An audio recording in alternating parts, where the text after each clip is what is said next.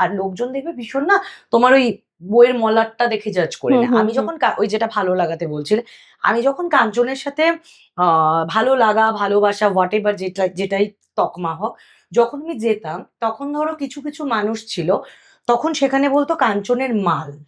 এটাও আমায় শুনতে হয়েছে। হ্যাঁ, খারাপ লাগে তো, কিন্তু এটা তার শুনতে কারণ হয়েছে হচ্ছে যে আমার বাবা মা আমাকে করে পাঠিয়েছে, কি করবো, একটু দেখতে শুনতে একটু ভালো হয়েছে। এবং যেহেতু আমাদের সঙ্গে এই পরিণতিটা নেই, তো কাঞ্চনের মাল, ইটস কোয়াইট ন্যাচারাল। কাঞ্চনের সাথে কাঞ্চনের খুব কাছের বন্ধু এখন তারা ভীষণভাবে প্রতিবাদ করছে তাদের বান্ধবীদের জন্য, তাদের স্ত্রীদের জন্য। আমার ভালো লাগছে দেখে।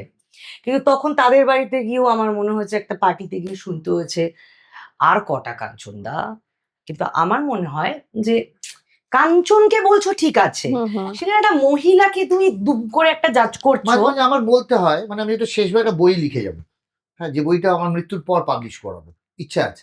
কিন্তু আমার একটা বাংলায় না সবাই ভুলে যায়, দেখবে একটা প্রবাদ আছে ফনার বচনের মধ্যে, আপনি আচরি ধর্ম পরের শিখাও।